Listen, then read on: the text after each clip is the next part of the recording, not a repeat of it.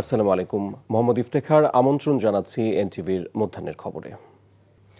এ বিষয়ে জানাতে বরিশাল ও ফরিদপুর থেকে সরাসরি যুক্ত হচ্ছেন সহকর্মী ইমরুল আহসান ও ইফতেখার রেজা। শুরুতেই চলে যাচ্ছি সহকর্মী ইমরুল আহসানের কাছে।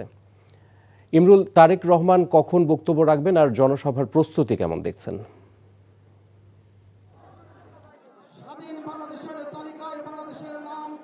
ইফতেখার জনসভার প্রস্তুতি জনসভা ইতিমধ্যে শুরু হয়ে গিয়েছে। বেলা 11টায় আনুষ্ঠানিকভাবে জনসভাটি শুরু হয়েছে। স্থানীয় নেতৃবৃন্দ এই মুহূর্তে বক্তব্য রাখছেন।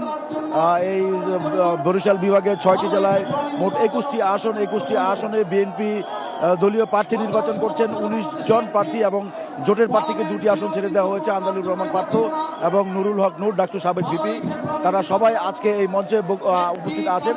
একে একে তারা বক্তব্য রাখছেন। এই মুহূর্তে বক্তব্য রাখছেন ভোলা থেকে বিএনপির মনোনীত প্রার্থী যুবদলের সেক্রেটারি নুরুল ইসলাম নয়ন।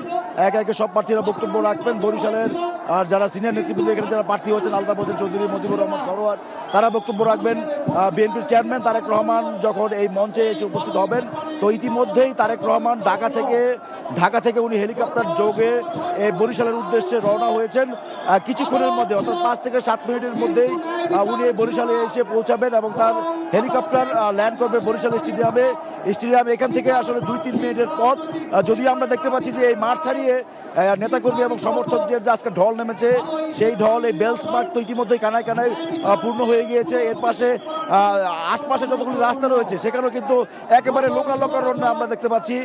সেই রাস্তা অতিক্রম করতে হয়তো তারেক রহমানের কিছুটা সময় লাগতে পারে, তবে 12:30 নাগাদ উনি এই মঞ্চে এসে উপস্থিত হবেন। এখন পর্যন্ত আমাদের দলের তরফ থেকে এই বিষয়টি জানানো হয়েছে এবং সবাইকে অপেক্ষা আছেন। দীর্ঘ 20 বছর পর তারেক রহমান আজকে বরিশালে আসছেন। 2006 সালে উনি সর্বশেষ বরিশালে এসেছিলেন।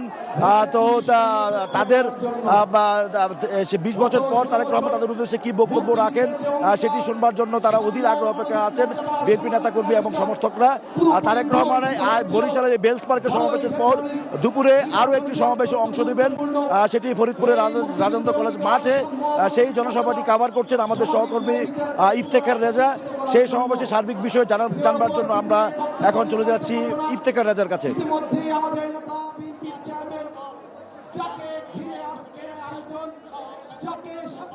আজকে ফরিদপুরে বরিশালের জনসভা শেষ করে বিএনপি চেয়ারম্যান তারেক রহমান ফরিদপুরে হেলিকপ্টার যোগে আসবেন এবং আজকে ফরিদপুরে যে জনসভাটি সেটি সর্বপ্রথম জনসভা হতে যাচ্ছে বিএনপি চেয়ারম্যানের জন্য। এবং আমি আপনাকে জানিয়ে রাখতে চাই যে আজকের ফরিদপুরের জনসভাকে কেন্দ্র করে সকল প্রকারের প্রস্তুতি সম্পন্ন করা হয়েছে।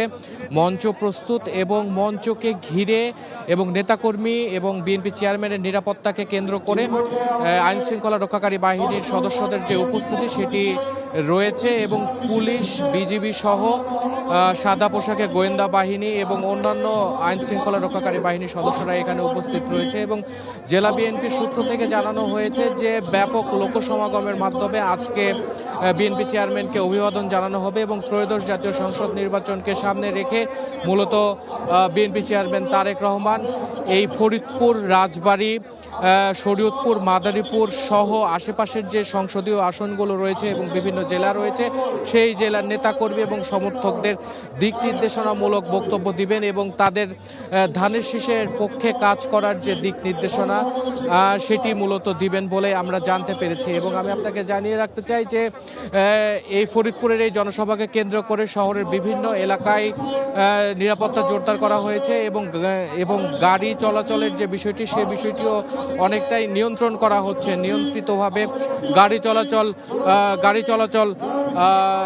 চলাচল চলছে। এবং আমি আপনাকে জানিয়ে রাখতে চাই যে ঠিক দুপুর 1:45 তারেক রহমানের ফরিদপুরে হেলিকপ্টার যোগে অবতরণ করার কথা রয়েছে এবং তখনই তিনি এই এলাকার জনগণের উদ্দেশ্যে বক্তব্য রাখবেন। তো এই ছিল সর্বশেষ।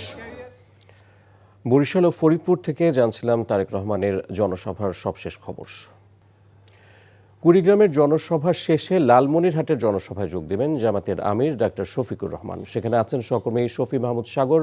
সরাসরি যুক্ত হচ্ছি তার সাথে। সাগর, জামাতের আমির লালমনিরহাটে কখন পৌঁছাবেন, কি তথ্য আছে আপনার কাছে?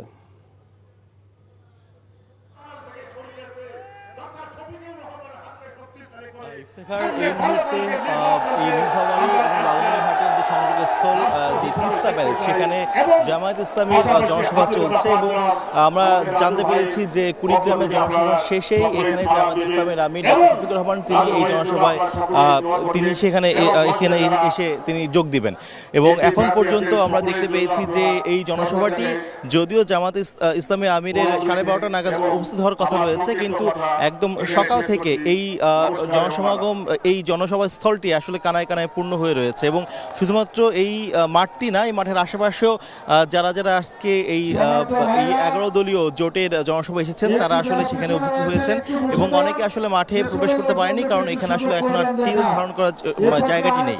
আর এখন পর্যন্ত যারা এখানে বক্তব্য দিয়েছেন 11 দলীয় জোট থেকে তারা আসলে যে সকল সমস্যার কথা বলেছেন এবং যে সকল সমস্যা আসলে জামায়াত ইসলামী ক্ষমতায় আসলে বা তার এই জোট ক্ষমতায় আসলে আসলে সেগুলো সমাধান করা সম্ভব, সেগুলো হচ্ছে প্রথমত সবচেয়ে বড় সংকটটি হচ্ছে তিস্তা মহাপরিকল্পনা যে বাস্তবায়নটি করার কথা ছিল আরও কয়েক বছর আগে, সেটি আসলে বারংবার টেবিলে আসলেও সেটি কখনোই আসলে বাস্তবতার মুখ দেখেনি।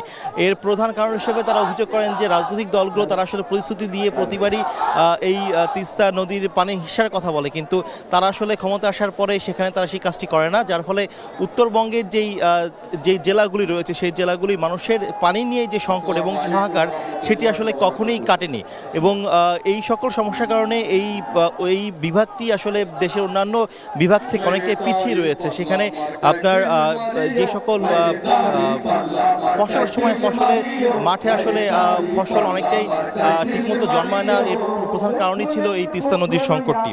তো এর পাশাপাশি এখানে সরাসরি রেল যোগাযোগ স্থাপন এবং অর্থনৈতিক জোন স্থাপন, একসাথে এই কুড়িগ্রাম এবং নীলফামারী এই সীমান্তগুলো দিয়ে যে সকল সীমান্ত হত্যা হয় সেই সকল সমস্যাগুলো সমাধানের উদ্যোগ নেওয়া হবে বলে জামাত ইসলামী নেতৃবৃন্দ যারা রয়েছেন তারা জানিয়েছেন।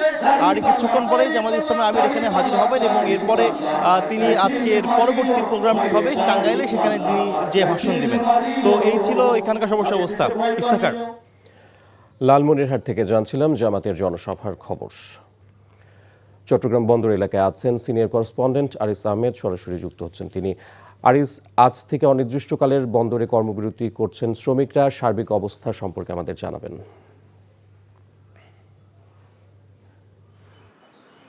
হ্যাঁ, ইফতেখার, আপনি দেখছেন এটি চট্টগ্রাম বন্দরের একটি খুবই গুরুত্বপূর্ণ গেট এবং এটি প্রতি বছরে 2 দিন বাদে 24 ঘন্টা 7 দিন করে এই বন্দর সচল রাখার কথা এবং সচল থাকে। কিন্তু গত শনিবার থেকে আমরা যেটা দেখেছি, আপনি যেটা বলেছেন যে গত শনিবার থেকে মঙ্গলবার পর্যন্ত 48 ঘন্টা কর্মবিরতি পালন হয়েছে এবং আজকে সকাল থেকে অনির্দিষ্টকালের জন্য ধর্মঘট চলছে এবং এই কারণে চট্টগ্রাম বন্দরে যে পণ্য ডেলিভারি, পণ্য হ্যান্ডলিং, কন্টেইনার উঠানামা সব ধরনের কাজ কিন্তু এই মুহূর্তে বন্ধ আছে এবং সেটি কিন্তু আপনি জানেন যে চট্টগ্রাম বন্দর দিয়ে 99% পণ্য আমদানি এবং রপ্তানি করা হয় এবং এই পণ্যগুলো দেশের প্রতিটি আনাচে কানাচে ছড়িয়ে পড়ে। এর পাশাপাশি যেই কন্টেইনার, বেসরকারি কন্টেইনার ইয়ার্ডগুলো আছে সেখানে রপ্তানি পণ্যগুলো জমা হয়।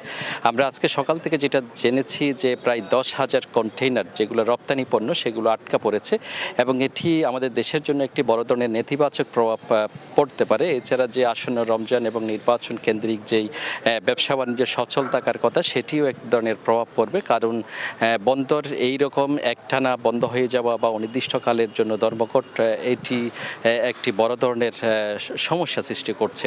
তো যারা আন্দোলনকারী তারা সকালে এইখানে আসছিলেন এবং তারা বলছেন যে তাদের এনসিটির পাশাপাশি যে বিদেশিদেরকে দিয়ে চুক্তির যে প্রতিবাদের পাশাপাশি তাদের যে 15 জন শ্রমিক কর্মচারীকে চট্টগ্রাম বন্দর থেকে বদলি করা হয়েছে এবং তাদের ফিরিয়ে আনার দাবি সহ এটি নতুন করে যুক্ত হয়েছে। ইফতেখার এই ছিল এখানকার সর্বশেষ। জানছিলাম চট্টগ্রাম বন্দরের খবর। বাংলাদেশের প্রতিরক্ষা আধুনিকীকরণ প্রক্রিয়াকে আরও এগিয়ে নিতে জাপানের সাথে প্রতিরক্ষা সরঞ্জাম ও প্রযুক্তি হস্তান্তর চুক্তি করল বাংলাদেশ। মঙ্গলবার বিকেলে সশস্ত্র বাহিনী বিভাগের মাল্টিপারপাস সম্মেলন হলে বাংলাদেশের পক্ষে চুক্তিটিতে স্বাক্ষর করেন সশস্ত্র বাহিনী বিভাগের principal staff officer lieutenant general SM Kamrul Hasan এবং জাপানের পক্ষে স্বাক্ষর করেন বাংলাদেশে নিযুক্ত জাপানের রাষ্ট্রদূত সাইডা শিনিচি। এ সময় জানানো হয় এই চুক্তির ফলে আন্তর্জাতিক শান্তি ও নিরাপত্তা প্রতিষ্ঠায় এবং বাংলাদেশের স্বাধীনতা ও সার্বভৌমত্ব রক্ষায় উন্নত প্রযুক্তি ও প্রতিরক্ষা সরঞ্জাম অধিগ্রহণ হবে। পাশাপাশি দুই দেশের যৌথ গবেষণা উন্নয়নে একটি প্রাতিষ্ঠানিক কাঠামো তৈরি হবে।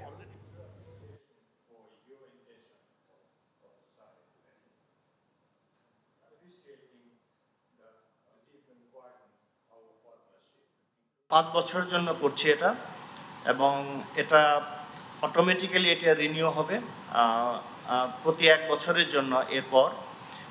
এবং এই চুক্তিটি যদি আমরা অনাগ্রহী হই ভবিষ্যতে কখনো, তাহলে 90 দিন আগে সেটা একটি দেশ অন্য দেশকে জানাবে, যেটা হওয়ার সম্ভাবনা খুবই কম। এবং এই চুক্তির অধীনে আমরা জাপান থেকেই প্রতিরক্ষা সরঞ্জাম এবং প্রযুক্তি অন্যান্য যে কার্যাবলী, যে প্রতিরক্ষা বিষয় কার্যাবলীর ক্ষেত্রে আমরা উভয় দেশই পরস্পরকে সহযোগিতা করব। আর এই ছিল মধ্যাহ্নের খবর। এই খবরের ভিডিও শো আপডেট জানতে ভিজিট করুন এনটিভি অনলাইন www.ntvbt.com। এছাড়াও এনটিভির জনপ্রিয় সব অনুষ্ঠান ও খবরের আপডেট জানতে ভিজিট করুন আমাদের ইউটিউব ও ভেরিফাইড ফেসবুক পেজ। 2টায় দুপুরের খবর দেখার আমন্ত্রণ রইল। ধন্যবাদ সবাইকে।